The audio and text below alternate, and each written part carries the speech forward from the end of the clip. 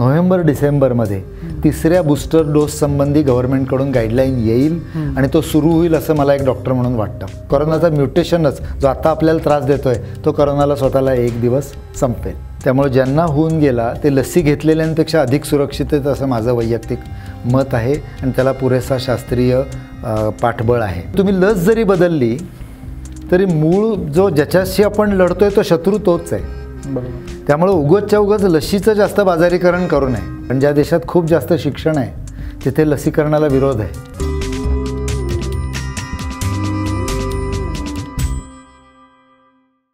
नमस्कार, मी विनायक पाचलग आणि थिंक बँकच्या बिहाइंड द सीन्समध्ये तुम्हा सगळ्यांचं मनापासून स्वागत. तुम्ही स्क्रीनवर बघताय की आज माझ्याबरोबर चर्चा करण्यासाठी आणि गप्पा मारण्यासाठी आहेत दीनानाथ मंगेशकर रुग्णालयाचे संचालक doctor Dhananjay Kelkar sir. Sir, स्वागत आहे तुमचं. गेल्या 1.5-2 वर्षाच्या संकट काळात ज्या चेहऱ्यांच्या व्हर्च्युअल प्रेझेन्सनं सुद्धा आपल्याला आश्वस्त वाटलं, अशातला एक चेहरा म्हणजे केळकर सरांचा चेहरा होता आणि आहे. त्यामुळं ह्याच 15 महिन्याच्या अनुभवांबद्दल आणि आज जे ऑकेजन, ज्याला ऑकेजन म्हणावं का नाही माहीत नाही, पण 100 कोटी लसीकरण भारतातलं पूर्ण झालं आहे, या निमित्तानं सरांशी वेगवेगळ्या विषयांवरती मी गप्पा मारणार आहे. मला आनंद आहे की थिंक बँकच्या प्लॅटफॉर्मवरती सर पहिल्यांदाच आलेत. सर, स्वागत आहे तुमचं. आणि अर्थात आपण बोलताना आज सकाळी 100 कोटी लसीकरण भारतातलं पूर्ण झालं, तर त्याच्यापासून सुरुवात करूया की किती महत्त्वाची ही गोष्ट वाटते तुमच्या दृष्टीनं की भारतासारखा महाकाय देश आणि रोज 27 लाख लसीकरणाचा ॲव्हरेज आणि आज 100 कोटीचा टप्पा पार करणं, ही एक या क्षेत्रातला तज्ज्ञ म्हणून तुम्हाला काय कुठल्या नजरेनं बघावंसं? म्हणजे ह्या 100 कोटी किंवा एकूण लसीकरणाचं महत्त्व कोविडमध्ये फार जास्त आहे. आणि लसीकरण हा जेव्हा सुरुवात झाली तेव्हा एक आशा होती. आणि जनरली कुठल्याही निराशेच्या काळात किंवा युद्धामध्ये आशा हेच सर्वायवलचं मुख्य टॉनिक असतं. तर लसीकरण प्रत्यक्ष काम करेल का नाही याबद्दल कुणालाच जेव्हा माहीत नव्हतं तेव्हा लोक लसीकरणाचे दिवसरात्र काम करत होते. म्हणून त्या सगळ्यांचे सर्वप्रथम आपण आभार मानायला पाहिजेत. कारण ते जर अयशस्वी झालं असतं तर त्यांचे अब्जावधी रुपये पाण्यात जाणार होते. आजही लसीकरण यशस्वी कायमचं होणार आहे का नाही आपल्याला माहीत नाही आहे. पण ह्या ज्या मधल्या टप्प्यामध्ये लसीकरणाने कोविडची घोडदौड आणि मृत्यूदर थांबला आहे याच्यात तर काही शंका नाही. आणि त्याच्याकरता म्हणजे एक पहिला आमचा स्वतःचा जो काय म्हणूया डेटा तो मी सांगतो की दीनानाथ रुग्णालयात एकूण 4500 लोक काम करतात. सगळ्यांचं लसीकरण मार्च आणि फेब्रुवारीचा शेवटचा आठवडा, मार्च पूर्ण महिना आणि एप्रिलचे पहिले 10 दिवस याच्यामध्ये पूर्ण झालं. ह्या लसीकरणाच्या आधीच्या वेळी म्हणजे पहिल्या लाटेच्या वेळी जे लोक ॲडमिट झाले होते त्यांच्यातल्या 10 तरी जणांना ऑक्सिजन म्हणा, रेमडेसिवीर किंवा अशा गोष्टी लागलेल्या होत्या. पण लसीकरणानंतर दुसरी लाट आली आणि ती प्रचंड होती. पहिल्या लाटेच्या तुलनेत काहीच्या काही जास्त होती. त्या काळातही लसीकरण घेतलेल्या लोकांनासुद्धा थोडा कोविड झाला, पण एकही माणूस ॲडमिट नाही झाला. म्हणजे लसीकरणाचा फायदा जो आहे तो बाकी सगळ्या भारतभर आणि जगभर न शोधता नुसतं एक कॉन्सन्ट्रेटेड ठिकाणी बघितलं तर फार सरळ दिसत होता. आता भारतासारख्या महाकाय देशाचं लसीकरण करणं ही खरंच अवघड गोष्ट आहे. याची 2 कारणं आहेत. एक, पॉप्युलेशन खूप जास्त आहे आणि दुसरं, शिक्षणाचा दर आपल्या देशात कमी आहे. आता जी गोष्ट तोट्याची तीच फायद्याची ठरली काय मला कळत नाही. कारण ज्या देशात खूप जास्त शिक्षण आहे तिथे लसीकरणाला विरोध आहे. खरं. आणि असं आम्हाला कळूच शकलं नाही की अमेरिका किंवा जर्मनीमध्ये लसीच्या विरुद्ध निदर्शनं होऊच कशी शकतात. म्हणजे लसीमध्ये 3 प्रकारचे गट दिसू शकतात. एक ज्यांना लस हवीच आहे आणि रांग लावून उभे राहतात. दुसरं ज्यांना लस नकोच आहे आणि ते इतरांना पण सांगतात लस घेऊ नका म्हणून. आणि तिसरे आहेत की जे तळ्यात की मळ्यात असतात, ते ठरवतात की जसा वारा वाहील तसं आपण हळूहळू ठरवू आपल्याला लस घ्यायची आहे का. बरोबर.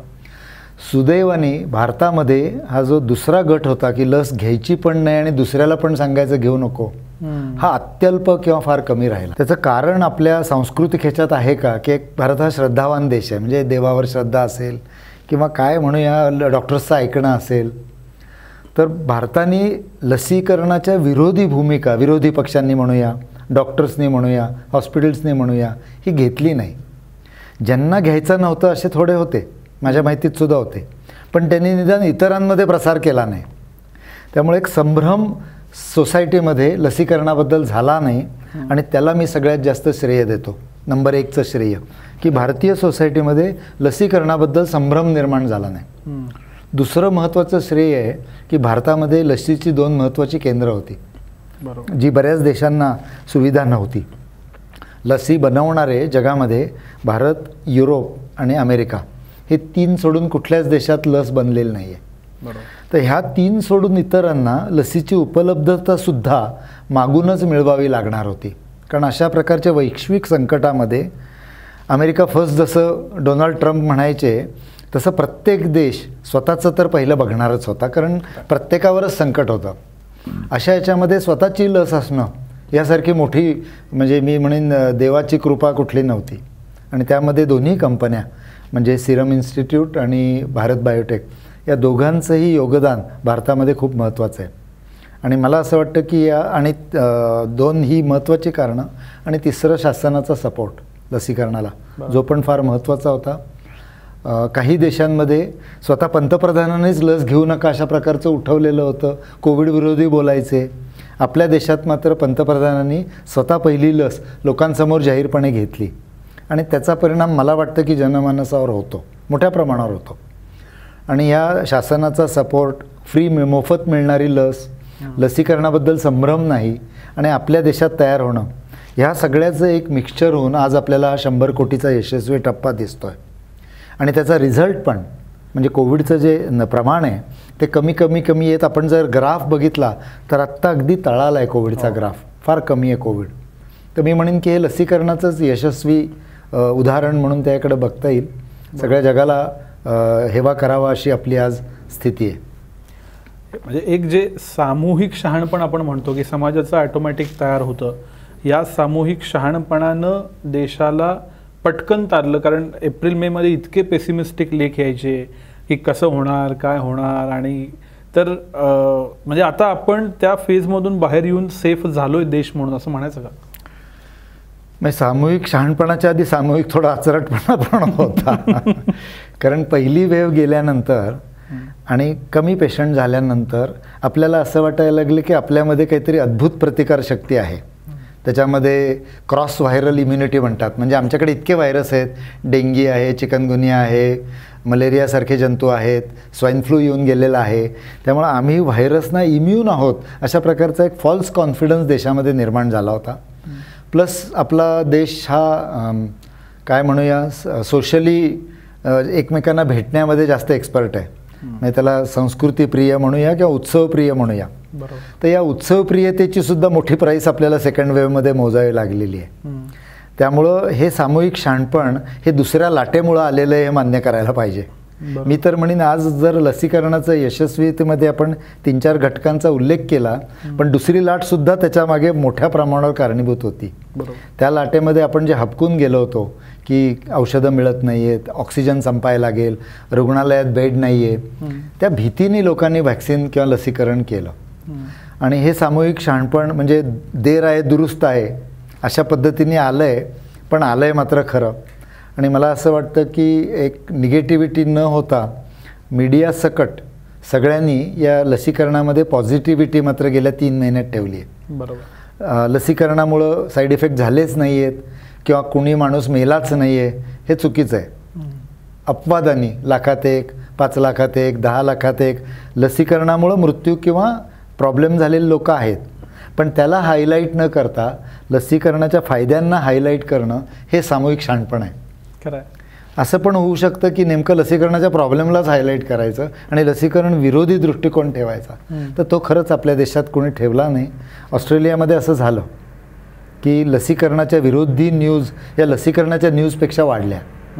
किंवा साऊथ आफ्रिकेनी आपली लस परत केली हे तुम्ही वाचलंय का नाही मला माहीत नाही आहे. तर अशा प्रकारच्या याच्यामध्ये त्यांचंच नुकसान झालं सगळ्यांचं. बरोबर. पण आपला मात्र निश्चित फायदा झाला. सर, दुसरा डोस हा बूस्टर डोस मानतात. पहिल्या डोसनंतर सुद्धा 14 दिवसानं इनफ इम्युनिटी येते असं म्हणतात. असं जर का असेल, हे खरं असेल आणि आज जवळपास 60-70% लोकांच्या देशातल्या पहिला डोस झाला असेल, तर आपण कोरोनाच्या शेवटाजवळ आलोय असं आता ठामपणे म्हणता येतं का? नाही, आपण कोरोनाच्या अजिबातच शेवटाकडे आहोत असं म्हणता येणार नाही. कोरोना गेल्यावरच हे म्हणता येईल, कारण हे काय मी 2-3 गोष्टी करोनासंबंधी आणि लसीकरणासंबंधी सांगतो. करोना हा व्हायरस आहे, हा अनस्टेबल व्हायरस ग्रुपमधला आहे. जसा स्वाईन फ्लू होता ते करोना ग्रुप आहे तो, आणि ते अनस्टेबल व्हायरस असल्यामुळं त्यात पटापटा म्युटेशन होत जातं. आपले त्या मानाने फ्लूचा व्हायरस आहे किंवा डेंगीचा व्हायरस आहे त्याच्यात म्युटेशन होत नाही, कारण तो करोना ग्रुपचा नाही आहे. तर ह्या म्युटेशन्समुळं तो व्हायरस जेव्हा त्याचं म्युटेशन जगण्यासाठी अयशस्वी फॉर्ममध्ये होईल, त्याच्या व्हायरसच्या जगण्यासाठी, तेव्हाच तो नाहीसा होईल. आपल्या उपाययोजनेने तो नाहीसा होणार नाही आहे. आपण फक्त त्याला दारातनं बाहेर ढकलण्याचा प्रयत्न करतो आहे, पण तो दाराबाहेरनं नाहीसा होण्यासाठी त्याच्यामध्ये नॉन सर्व्हायवेबल म्युटेशन कधीतरी व्हायला पाहिजे, जे होईल कधीतरी, आणि तो इथनं पृथ्वीवरनं नाहीसा होईल. किंवा आपल्याला आता जसा स्वाईन फ्लू कित्येक वर्षात, आता आपण स्वाईन फ्लूचे सध्या पेशंट बघत नाही, कारण त्याच्या म्युटेशन्सनीच त्याला संपवला स्वाईन फ्लूला. तसं कोरोनाचा म्युटेशनच जो आता आपल्याला त्रास देतो आहे तो कोरोनाला स्वतःला एक दिवस संपेल. पण लसीकरणाची गंमत अशी आहे की लसीकरण ही कायमची मात्रा, लाईफलाँग नाही आहे. ती कशी असणार यासंबंधी स्टडीज नाही आहेत फारसे. म्हणजे ह्यापूर्वीची जी सगळी लसीकरणं आहेत त्यात सर्वात लवकर आलेली लस ही 9 वर्षांनी वगैरे आलेली आहे. म्हणजे एखादा आजार आला तर पहिली लस 9 वर्षांनी आलेली आहे. करोनाचं मात्र पहिलीच गोष्ट अशी आहे की करोना झाला आणि लसीच्या संशोधनाला सुरुवात झाली आणि दुसऱ्या लाटेपर्यंत लस तयार होऊन ऑलरेडी मार्केटमध्ये आलेली होती. त्यामुळे ह्या लसीवर लाँग टर्म तिचे इफेक्ट्स काय आहेत हे करणाऱ्या लोकांनासुद्धा माहीत नाही, अंदाज आहेत ते. आणि त्या अंदाजांना शास्त्रात आपल्या भविष्यासारखं आहे, त्याला काही अर्थ नाही आहे. पण दिसलेलं असं आहे की पहिली डोस घेतला की साधारणपणे 45 ते 50% लोकांमध्ये इम्युनिटी तयार होते, म्हणजे प्रतिकारशक्ती, अँटीबॉडीज तयार होतात. दुसरा डोस घेतल्यानंतर तीच मात्रा 80 ते 95% जाते. आणि 6 महिन्यानंतर बऱ्याच ठिकाणी असं दिसून आलं, विशेषतः फायझर आणि जॉन्सनला, की इम्युनिटी कमी, म्हणजे प्रतिकारशक्ती कमी व्हायला लागलेली आहे. मग ती किती कमी होते क्रिटिकली, तर आता मी मगाशी 45-50% पहिल्या डोसला, दुसऱ्या डोसला 80 ते 95%, तर तिसऱ्या डोसला म्हणजे 6 महिन्यानंतर ती 35%ला फायझरच्या लशीला आणि जॉन्सनच्या लशीला आलेली आहे. कोविडबद्दलचा डेटा अजून कोविशिल्डचा डेटा अजून पब्लिश व्हायचा आहे. पण मला असं वाटतं की जर त्यांचं कमी झालं तर आपलंही कमी होण्याची शक्यता आहे. त्यामुळं नोव्हेंबर-डिसेंबरमध्ये तिसऱ्या बूस्टर डोस संबंधी गव्हर्नमेंटकडून गाईडलाईन येईल आणि तो सुरू होईल असं मला एक डॉक्टर म्हणून वाटतं. की जर त्यांच्याकडे जे घडलं आहे ते आपल्याकडे घडणार नाही असा भाबडेपणा ठेवण्यात अर्थ नाही आहे. तर जे त्यांच्या बाबतीत, त्यांच्या लशींच्या बाबतीत घडलं आहे तेच आपल्या लशीच्या बाबतीत घडेल. आणि नोव्हेंबर-डिसेंबर नंतर सर्वांसाठी तिसरा बूस्टर डोस हा ॲडवाईज गव्हर्नमेंटचा पॅनेल करेल असा माझा अंदाज आहे स्वतःचा. पण मग याचा अर्थ ज्या पद्धतीनं अमेरिकेत फ्लू शॉट दरवर्षी असतो तसा कोविडवरचा शॉट दरवर्षी घ्यायला लागेल का, असं आता पहिल्या 9 महिन्याच्या अनुभवावरनं वाटतं आहे. कारण जर 6 महिन्यांनी 8 महिन्यांनी काय म्हणूया आपण प्रतिकारशक्ती कमी होणार असेल तर बूस्टर डोस घेण्याला पर्याय नाही आहे. आणि दुसरं म्हणजे या लशीला किंमत म्हणा किंवा दुष्परिणाम हे फारसे नाही आहेत, जे ऑलरेडी सगळ्या जगाने अनुभवलेलं आहे. लोक आज का बूस्टर घेतात, कारण पहिल्या 2चा कॉन्फिडन्स आला म्हणून घेतात. जर पहिल्या 2मध्येच आजारी पडले असते तर जाम बूस्टरचा कोणी विचार केला नसता. त्यामुळे एक सुरक्षितता दिसून आली आहे आणि अपरिहार्यता आहे का याच्यावर चर्चा चालू आहे. आणि ती अपरिहार्यता असेल असं आत्ता तरी मला वाटायला लागलं आहे. कारण एवढा समाज सगळा कोविडला तोंड सामोरं द्यायला काय म्हणूया प्रतिकारशक्तीजन्य आहे असं वाटत नाही. कारण आज एक मॉडर्न लाईफमुळं आपण एक वीक सोसायटी बनलो आहे. बरोबर. पण म्हणजे आता आपण बूस्टर डोसचा विचार करतोय म्हणून 1-2 प्रश्न, की अजून एक चर्चा आहे खूप कमी लोकांच्यात असेल पण कॉकटेल डोसची, की एक कोविशिल्ड, एक कोवॅक्सिन, एक फायझर, एक हे परदेशात तर खूप झाले असं म्हणतात, कारण आधी वेगळी घेतली नंतर वेगळी घेतली. तर हा जो कॉकटेल डोस हा प्रकार आहे हा खरंच प्रत्यक्षात येईल का, हा एक मुद्दा. आणि दुसरा मुद्दा असा की लस बीस तर ठीक आहे पण ज्यांना होऊन गेला ते तरी निदान याच्यापासून 100% इम्युन आहेत का. दोन्ही गोष्टी, म्हणजे ज्यांना होऊन गेला आहे त्यांच्यामध्ये प्रतिकारशक्ती जास्त काळ टिकेल असं शास्त्राचं म्हणणं आहे. आणि त्याला अनेक इतर आजारांचा पुरावा आहे, म्हणजे स्वाईन फ्लूचा पुरावा आहे, डेंगीचा पुरावा आहे, चिकनगुन्याचा पुरावा आहे. डेंगी उलटतो खूप कमी लोकांमध्ये, जेव्हा उलटतो तेव्हा तो खूप घातक असतो. तसंच कोविड पण फार कमी लोकांमध्ये उलटेल किंवा दुसऱ्यांदा होईल. त्यामुळे ज्यांना होऊन गेला ते लसी घेतलेल्यांपेक्षा अधिक सुरक्षित आहेत असं माझं वैयक्तिक मत आहे आणि त्याला पुरेसा शास्त्रीय पाठबळ आहे. पण दुसरं जे प्रश्न विचारला होता, कॉकटेल घ्यावं का, तर एक मला असं वाटतं की ही जी कोविडची आपण प्रतिकारशक्ती निर्माण करतो आहे ती लस स्पेसिफिक नसून कोविड स्पेसिफिक आहे. म्हणजे थोडक्यात हा मुद्दा नीट कळणं खूप आवश्यक आहे की तुम्ही कोविशिल्ड घ्या किंवा कोवॅक्सिन घ्या किंवा फायझर घ्या किंवा मॉडर्ना घ्या, तर ती मॉडर्नाची प्रतिकारशक्ती नसून कोविडच्या जंतूविरुद्धची प्रतिकारशक्ती आहे. त्यामुळे तुम्ही लस जरी बदलली तरी मूळ जो ज्याच्याशी आपण लढतोय तो शत्रू तोच आहे. बरोबर. त्यामुळे उगाचच्या उगाच लशीचं जास्त बाजारीकरण करू नये किंवा मी ही घेतली म्हणून ती घेणार नाही वगैरे ह्या विधानाला विशेष काही अर्थ नाही आहे. असं पण दिसून आलेलं की पहिली लस वेगळी आणि दुसराच डोस दुसऱ्याचा घेतला तरी काही नुकसान होत नाही असं पुरेशा काय म्हणूया पुराव्यानिशी समोर आलेलं आहे. बरोबर. त्यामुळे कुठली लस असं फार महत्त्वाचं आज तरी मला वाटत नाही. सुरुवातीला लोकांना खूप फॅन्सी होती, म्हणजे एक परदेशी अट्रॅक्शन तर आपल्याकडे असतंच की आम्हाला फायझर मिळेल का, आम्हाला मॉडर्ना मिळेल का. पण मी तरी असं म्हणेन की आज भारतीय लसींचा आपल्याला अभिमान वाटायला काही हरकत नाही आहे म्हणून. बरोबर. आणि कुठली लस यापेक्षा लस घ्या, कुठलीही घ्या मिळेल ती. माझ्या माहितीतली काही मुलं होती की ज्यांनी कोवॅक्सिन घेतलं होतं भारतात आणि ते परदेशी घेतल्यानंतर आज तिथे कोवॅक्सिनला रेकग्निशन नाही आहे. बरोबर. तर इथून तिथे 2 कोवॅक्सिन डोस घेऊन पोचल्यानंतर तिथल्या लोकांनी फायझरची सक्ती केली. मग ते तिथून अमेरिकेतनं आम्हाला फोन करायचे की आत्ताच आम्ही कोवॅक्सिन घेऊन गेलो आहे आणि आता आम्हाला फायझर घ्यायला सांगतायत. म्हटलं घ्या ना, नुकसान काही नाही आहे. तर त्या लोकांनी तिथे मग 2 फायझरचे डोसेस घेतले आणि आज ते युनिव्हर्सिटीमध्ये कोर्सेस करतायत आणि सगळे तब्येतीत आहेत व्यवस्थित.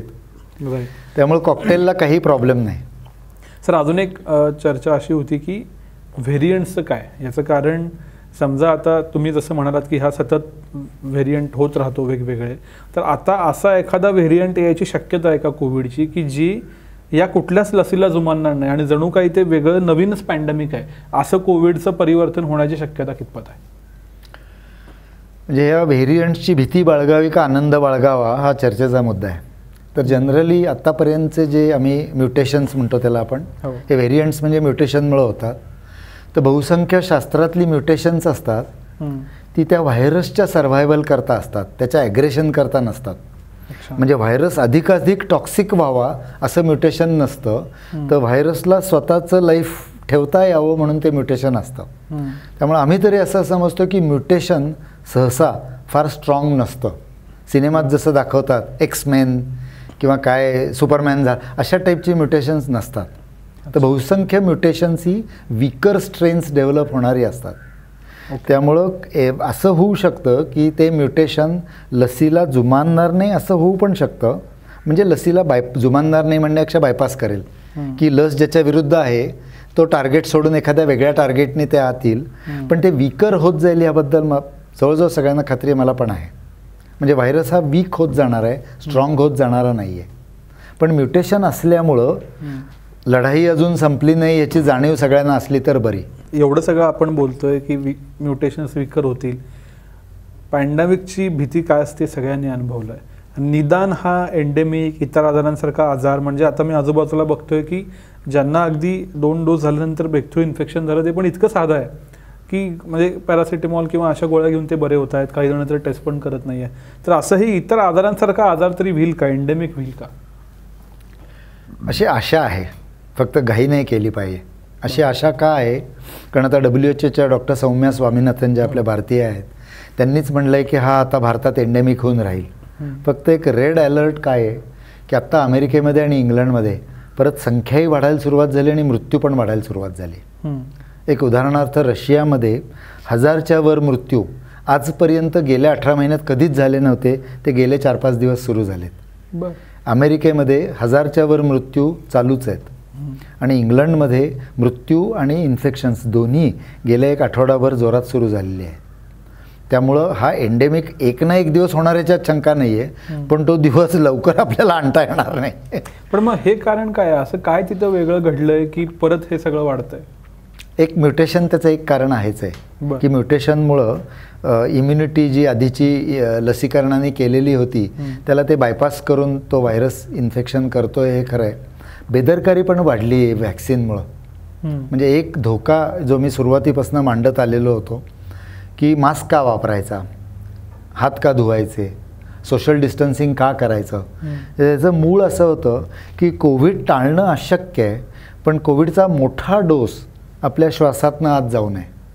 समजा कोविडचा व्हायरसचा एक मोठा लोड आपल्या श्वासनलिकेतनं आत गेला तर तो जास्त लवकर मूळ धरून आपल्याला जास्त आजारी पाडेल असं एक हायपोथेसिस होतं. आणि म्हणून मास्कचं महत्त्व होतं. आणि आपण जर बघितलं असेल, आता फुटबॉलचा युरो कप झाला, विम्बल्डन झालं, तर या ठिकाणी कोणीच मास्क घातलेलं मला दिसलं नाही. बरोबर. तर ही मला चिंतेची गोष्ट वाटली जी भारताने केली नाही पाहिजे. म्हणजे त्याच्यामध्ये लोकांनी आम्ही आता वॅक्सिन घेतलं आहे म्हणजे आता कोविड आम्ही पायदळी तुडवल्यासारखाच आहे असं वागलं नाही पाहिजे.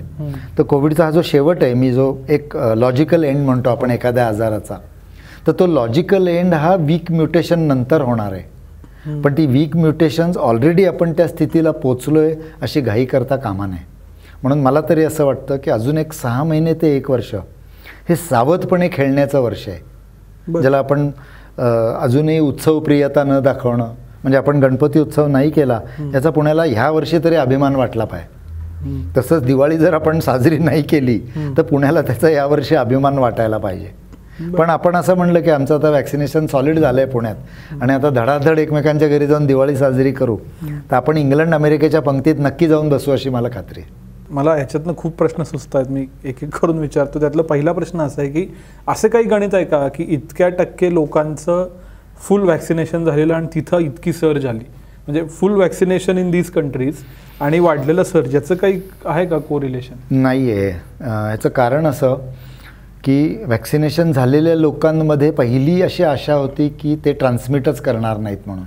अच्छा. आणि हे पब्लिकेशन CDC म्हणजे अमेरिकेची जी मुख्य इन्फेक्शस डिसीज एजन्सी आहे त्यांनी केलं होतं की वॅक्सिनेटेड लोकांना मास्कची गरज नाही. आणि माझे जे मित्र होते अमेरिकेतले त्यांना लग्नाला वगैरे मास्क न घालता जायची परवानगी, मी आत्ताचं नाही बोलत आहे, कोविड चालू असतानाचं फेब्रुवारी-मार्चमधलं बोलतो आहे, तेव्हा मिळाली होती.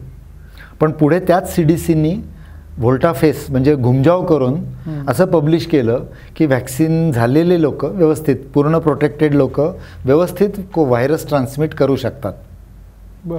आणि आता परत मास्क अमेरिकेमध्ये निदान शहाण्या लोकांमध्ये सुरू झालेला आहे पुन्हा.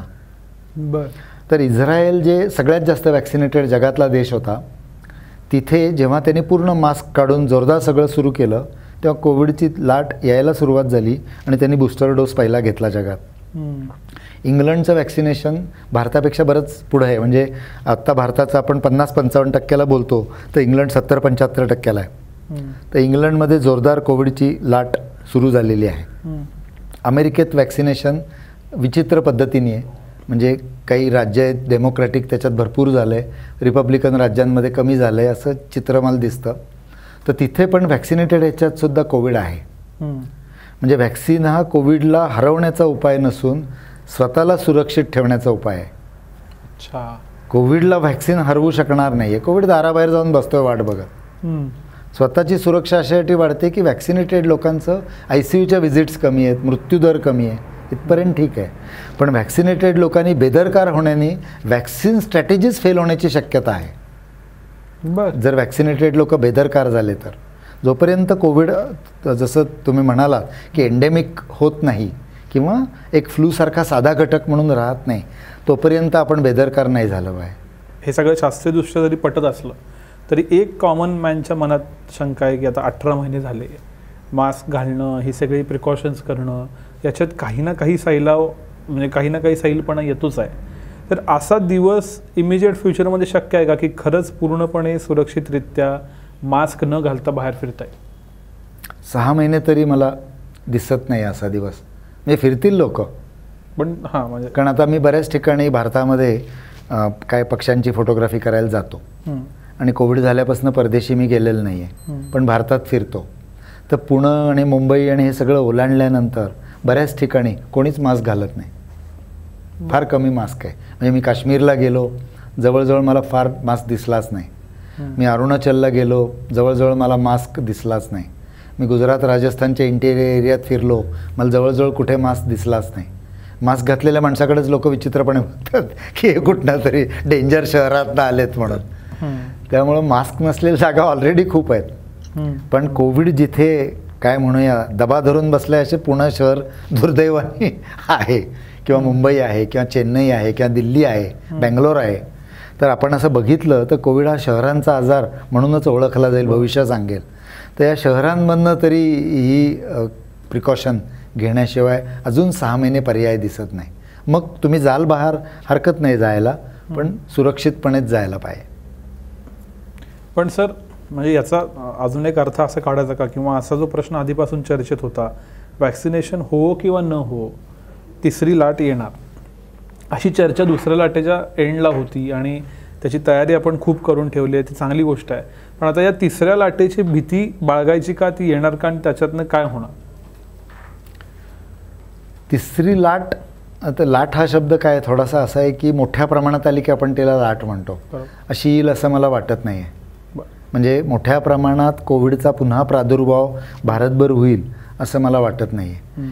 पण छोट्या प्रमाणात जरी झाला तरी इकॉनॉमिकली आणि सोशली तो फार डिस्टर्बिंग असतो. हॉस्पिटल्स म्हणा, किंवा लोकांचं काम करणं असेल, वर्क फ्रॉम होमच्या ऐवजी ऑफिसला जाणं असेल, शाळा कॉलेजमध्ये मुलांनी जॉईन होणं असेल, त्याला तो फार डिस्टर्बिंग आहे. त्यामुळं जसं आता रशियामध्ये तिसऱ्या लाटेचं चित्र दिसतं आहे तसं भारतात दिसेल असं मला वाटत नाही आहे. पण कमी प्रमाणात जरी आली तरी ती सोशिओ इकॉनॉमिकली डिस्टर्बिंग असेल असं मला वाटतं आहे. म्हणून आपण जर सुरक्षित आणि व्हॅक्सिनेटेड असं दोन्ही गोष्टी जर पाळल्या तर आपण खरे भारतात यशस्वी कोविडचे काय वॉरियर्स म्हणूया असे होऊ असं मला वाटतं आहे. पण मग या पार्श्वभूमीवर अगदी आजच म्हणजे 2 दिवसात गेल्या शाळा कॉलेजेस चालू होत आहेत, नाट्यगृह चालू होत आहेत, सिनेमागृह चालू होत आहेत, तर हा निर्णय कितपत योग्य आहे आणि हे सगळं ओपन करायचं का नाही करायचं? त्याला एक इंग्रजीमध्ये catch-22 सिच्युएशन म्हणतात. catch-22 म्हणजे लोक घाईला येतात. बरोबर. तसं आता काय झालं, 18 महिन्याच्या तुरुंगवासामुळे लोक घाईला आलेत आणि शासनापुढे अशी अडचण आहे की त्यांनी उघडलं की तिसऱ्या लाटेची टीका आहे आणि नाही उघडलं तर तुम्ही आम्हाला घरी बसवून मारताय, त्यापेक्षा आम्ही मेलेले बरे टाईपची टीका आहे. त्यामुळे शासनाला या catch-22 सिच्युएशनमधनं सुटका नाही आहे. आणि कुणी धाडसीपणे असा निर्णय घेईल की जा बाहेर बिंदास किंवा अजिबात जाऊच नका अशी शक्यता कमी आहे. या दोन्ही निर्णय त्या पद्धतीने धोकादायक आहेत. घरीच बसा म्हटलं तर इकॉनॉमिकली धोकादायक आहे, वाटेल तसं बाहेर जा म्हटलं तर शास्त्रीयदृष्ट्या धोकादायक आहे. याच्यामध्ये ज्यांना जीव धोक्यात घालायचा आहे ते फिरतील, मास्क न घालणारे न घालतील आणि मास्क घालणारे सुरक्षितपणे बाहेर मास्क घालून जातील. असं मला जे दिसतंय ते चित्र असं दिसतंय की डेमोक्रेसी ही काही चायनासारखी आपल्या चालणार नाही आहे. तर डेमोक्रेसीमध्ये प्रत्येक माणूस त्याचा एक निर्णय घेणार आहे आणि शासन एक काळापेक्षा जास्त लोकांना दंड करणं, घरात बसून ठेवणं, अंगावर लाठ्या घेऊन धावू जाणं हे करू शकणार नाही आहे. म्हणजे सामूहिक शहाणपणाची गरज याच्यानंतर पण जास्त आहे. म्हणजे ॲक्च्युली आपण अशा प्रकारचं जे बोलतोय त्याची आत्ता सगळ्यात जास्त गरज आहे.